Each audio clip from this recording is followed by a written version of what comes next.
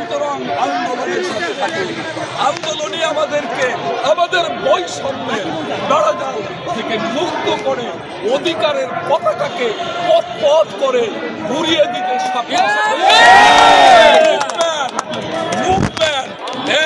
Movement is for long life.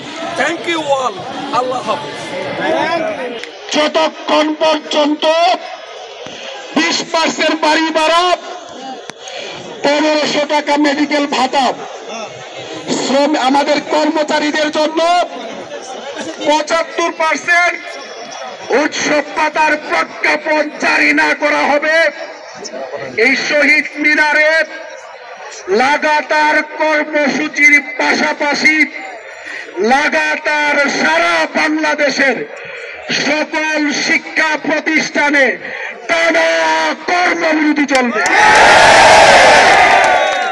শিক্ষকরা কোনো শ্রেণী কার্যক্রমে অংশগ্রহণ করবে না।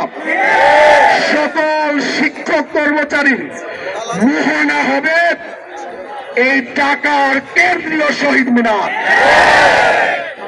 আমি জোটের পক্ষ থেকে সরকারের কাছে স্পষ্ট ভাষায় বলতে চাই, রাতের মধ্যে যদি প্রজ্ঞাপন জারি করা না হয়, আগামীকালকে জাতীয়করণ প্রত্যাশী জোট বাংলাদেশের প্রত্যেকটি উপজেলা থেকে আগত এই শিক্ষক কর্মচারী ভাইদেরকে নিয়ে আগামীকাল দুপুর 12টায় শহীদ মিনার থেকে মার্চ টু সচিবালয় কর্মসূচি আপনাদেরকে মার্চ টু সচিবালয় দুপুর 12টায় সকলকে অংশগ্রহণ করার দাওয়াত দিয়ে আহ্বান জানিয়ে আমি আমাদের যে অতিথি অত্যন্ত পরিচিত আমাদের সকলের ইসলামী আন্দোলন বাংলাদেশের প্রেসিডিয়াম সদস্য চরমোনাই পিসার হুজুরের প্রতিনিধি অধ্যাপক আশরাফ আলী আকন্দ ভাইকে তার অত্যন্ত গুরুত্বপূর্ণ বক্তব্য পেশ করার জন্য জোটের পক্ষ থেকে বিনীতভাবে অনুরোধ করছি।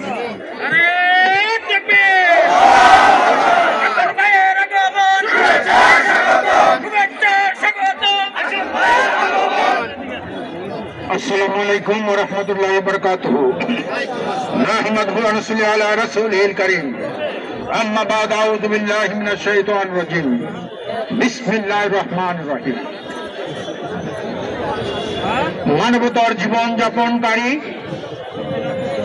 দীর্ঘদিনের বঞ্চিত এমপিভুক্ত বেসরকারি শিক্ষক বৃন্দ ভাইরা আমার, উপস্থিত সাংবাদিক বন্ধুগণ, গোয়েন্দা সংস্থার সদস্যবৃন্দ, আমি প্রথমেই বিশ্ব সাহিত্য চরমোনাইয়ের পক্ষ থেকে আপনাদেরকে সালাম জানাই। বিশ্ব সাহিত্য চরমোনাই পরিষ্কার বলেছেন যে শিক্ষকদের ন্যায্য দাবি আদায় না হওয়া পর্যন্ত আমরা এই শিক্ষকদের সাথে আছি এবং থাকবো। সংগ্রামী ভাইরা আমার, লজ্জা লাগে, ইউনূস সাহেব, লজ্জা লাগে। আপনি জানেন ফ্যাসিস্ট হাসিনার কিভাবে পতন হয়েছে? সেখানে হাসিনা একটা বৈষম্য করেছিল, এই বৈষম্যবিরোধী আন্দোলনে একটা গণ অভ্যুত্থান হয়েছে।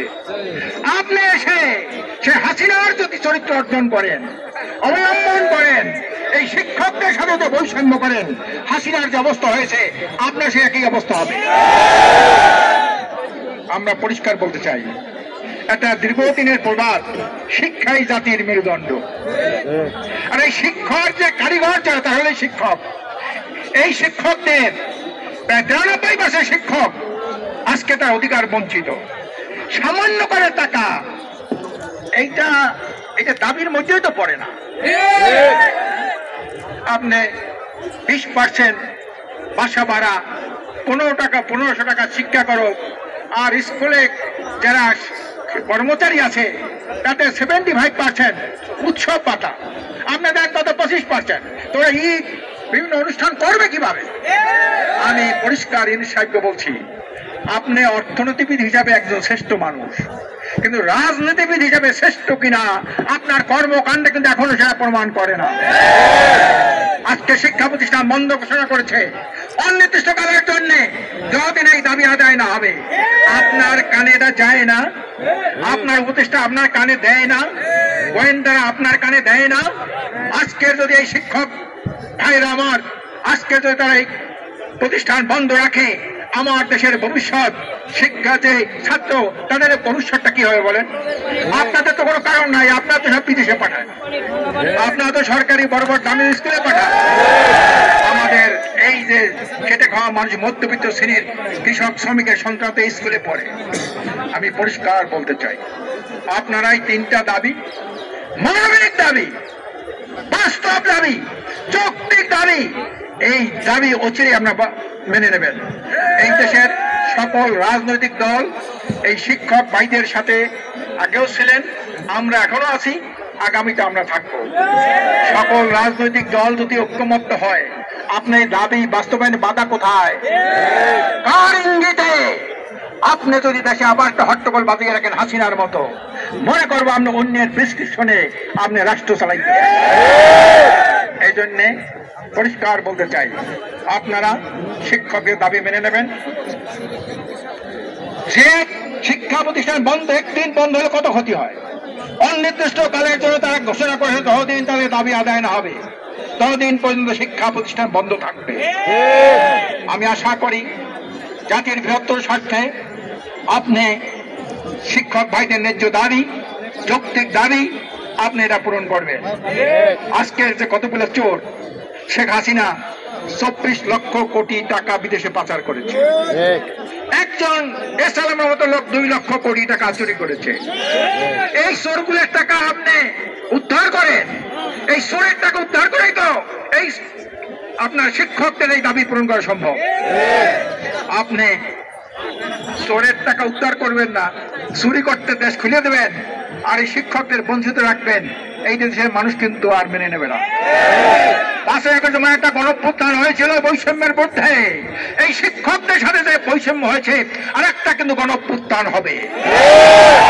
এই গণঅভ্যুত্থানে আপনার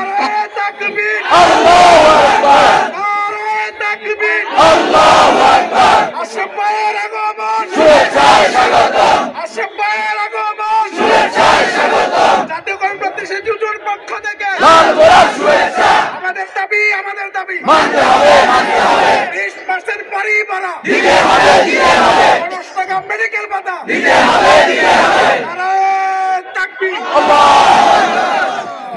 প্রিয় ভাইয়ের আমার, ধৈর্য ধারণ করেন। এই দেশটা এমন একটা দেশ, সোজা আঙ্গুলে ঘি ওঠে না। আমরা কিন্তু আঙ্গুল বেঁকা করলে আপনার তক্তে তাউস খান খান হয়ে যাবে। এর মধ্যে আপনি প্রমাণ করেছেন আপনি জনগণের আশা আকাঙ্ক্ষা দাবি পূরণে আমরা চরমভাবে ব্যর্থ হয়েছেন। আজকে শিক্ষকদের উপরে, এই নিরীহ শিক্ষকদের উপরে আপনি হামলা চালান। একটা দাবি যদি আগে পূরণ করতেন তাদের প্রেস ক্লাবের সামনে এই সমাবেশ করতে হয় না। আপনি টিয়ারশেল মারলেন।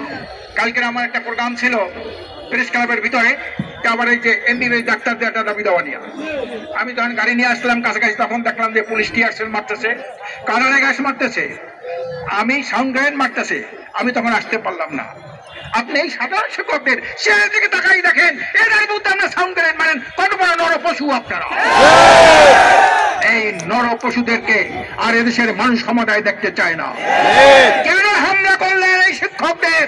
জাতির মেরুদণ্ড, শিক্ষার কারিগর এই ছাত্র, এই শিক্ষকরা, তাদের মধ্যে কেন আপনি টিয়ারশেল মারলেন? কেন আপনি সাউন্ড গ্রেনেড মারলেন? কেন আপনি কাঁদানে গ্যাস মারলেন? কাজে এই বিষয়টা কিন্তু এই শিক্ষকদের কাছে আপনাদের পক্ষ থেকে ক্ষমা চাইতে হবে।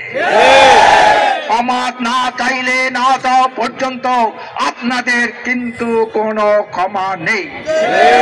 সংগ্রামী ভাইরা আমার, আমরা সমস্ত আগে জামাত ইসলামের সিনিয়র নায়েব আমির বক্তব্য দিয়েছেন, খেলাফত মজলিসের নায়েব আমির বক্তব্য দিয়েছেন, ইনকিলাব মঞ্চের নেতৃবৃন্দ বক্তব্য দিয়েছেন। আমি ইসলামী আন্দোলন বাংলাদেশের পক্ষ থেকে আপনাদেরকে আশ্বস্ত করছি, সকল রাজনৈতিক দল ঐক্যবদ্ধ ভাবে আপনাদের পক্ষে আমরা রাজপথে নামবো ইনশাআল্লাহ। এবং এভাবে আমরা আপনাদের দাবি আমাদের দাবি